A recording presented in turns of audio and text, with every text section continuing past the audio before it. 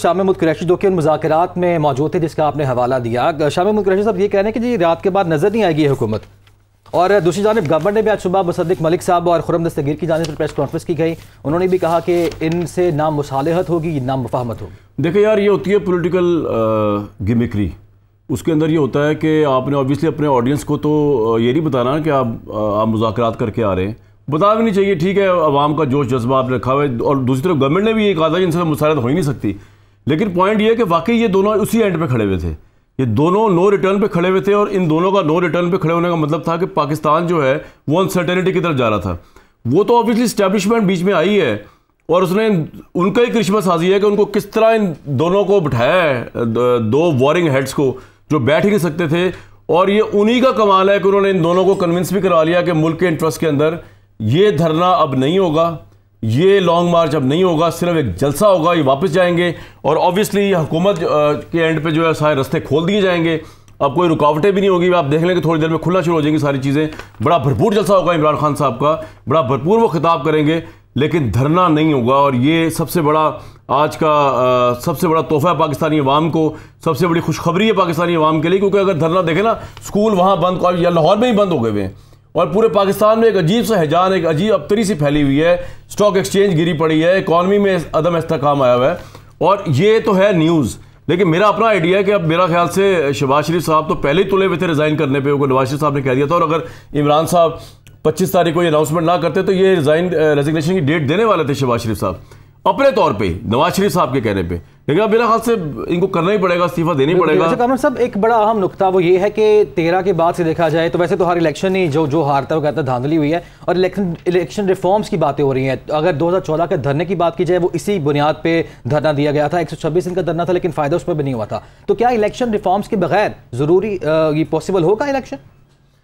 यार, election reforms ideally तो होना चाहिए कि ये पार्लियामेंट में जाएं, सिर्फ इलेक्शन रिफॉर्म्स तक जाएं, ना कौमी असम्बली के सेशन में रोज़ बैठें, पार्लियामेंट्री कमेटीज़ में बैठ जाएं, इलेक्शन रिफॉर्म्स को देखें, उस पर अपनी कंसिडरेशंस दें। शामी साहब हैं हमारे साथ जी। शामी साहब, थोड़ा आप बताइएगा कि अब आपको मुस्तकबिल क्या नज़र आ रहा है? अब क्या शहबाज शरीफ साहब को खुद ही इस्तीफा देके, पहले भी वो चाह रहे थे इस्तीफा देना, लेकिन इन्होंने लॉन्ग मार्च को करके तो उनको रिएक्शनरी कर दिया, अब तो कोई जवाब नहीं बनता हुकूमत चलाने का, क्या कहते हैं आप? देखिए, जो भी चीज इत्तेफाक राय से तय पा जाए उसका अमल होना चाहिए। और ये सियासी जमातें जो हैं, अगर आज मुज़ाकरात कर सकती हैं, किसी नतीजे पर पहुंच सकती हैं, तो इंतखाबात के मामले में भी इन्हें मुज़ाकरात करने चाहिए, किसी नतीजे पर पहुंचना चाहिए। सेनेट में पीटीआई इस वक्त मौजूद है और कल सेनेट में यूसुफ रज़ा गिलानी साहब ने ये वो रिफॉर्म्स की बात भी की है और वो ज़ेरे बहस भी आएगी बात। तो अब ये हो सकता है कि सेनेट के जरिए से ये मुज़ाकरात जो हैं चलें, या उसके अलावा अगर पार्टी की सतह पर हो तो वो भी हो सकते हैं। तो बातचीत से मामलात को तय करें, इलेक्शन की तारीख तय करें और जो भी हो इत्तेफाक पैदा करें और ताकि खलजान से उलझन से निकालें। बिल्कुल से शामी साहब, बहुत शुक्रिया हमारे साथ थे। मैं व्यूअर्स को फिर बता दूं जिन्होंने ज्वाइन किया है कि आज की सबसे बड़ी ब्रेकिंग न्यूज़ दुनिया न्यूज़ ने आपको दी और एक तरह की ये खुशखबरी दी है कि अब धरना, long March, law and order की सिचुएशन नहीं होगी। इमरान खान साहब की टीम और अपोजिशन के गवर्नमेंट के दरमियान मुज़ाकरात हुए, इस्टेब्लिशमेंट ने करवाए और ये मान गए हैं कि अब सिर्फ पीस होगा। इमरान खान साहब सिर्फ जलसा करेंगे, धरना दिए बगैर वापस चले जाएंगे, हुकूमत रास्ते सारे खोल देगी। और आपको एक बात और बता दूं, मैंने पहले भी बताई थी लेकिन दोबारा बता देता हूं कि बदस्तूर इस्टेब्लिशमेंट जो है 26 मार्च से वो इन कोशिशों में है कि फौरी इलेक्शन हो, मुल्क में पीस रहे, लॉ एंड ऑर्डर की सिचुएशन ना हो, वॉरिंग एंड्स जो हैं वो इम्पॉसिबल सिचुएशन की तरफ ना जाएं। 26 मार्च का तो आपको मैंने बता दिया, जो बाजवा साहब ने एफर्ट की थी 6 घंटे बैठ के पीडीएम के साथ, लेकिन वो बात नहीं माने जो इमरान खान साहब ने उनको फरमाइश कर दी थी या जो तजवीज़ दी हुई थी।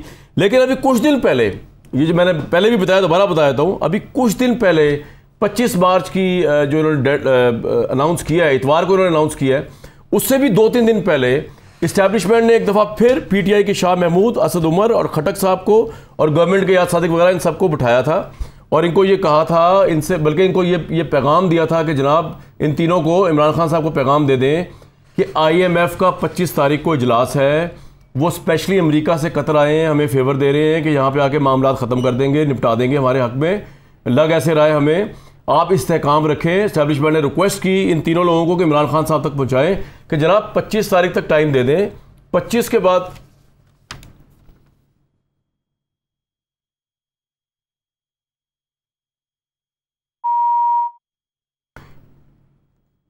जी कामरान साहब बात कंटिन्यू आप। 25 के बाद जो है एस्टैब्लिशमेंट ने रिक्वेस्ट की इमरान खान साहब को, 25 के बाद आप धरना करते रहिएगा, कोई ऐसा मसला नहीं है और धरने की नौबत ही नहीं आएगी। कोई शहबाज शरीफ साहब ने ये पैगाम दिया था कि मैं ये असेंबलियां तोड़ने जा रहा हूँ, मैं रिज़ाइन करने जा रहा हूँ। होना यह था कि शहबाज शरीफ ने खुद कहा, क्योंकि नवाज शरीफ साहब ने कहा था कि उन्होंने कहा, आप एस्टैब्लिशमेंट को कहा कि आप ये पैगाम दे दें कि जनाब मैं तो खुद ये गद का टुकड़ा लेना नहीं चाह रहा, लेकिन 25 तारीख तक IMF का मसला है, एस्टैब्लिशमेंट भी कर दिया IMF का मसला है, तो आप 25 तारीख तक रुक जाए, ऐलान ना करें।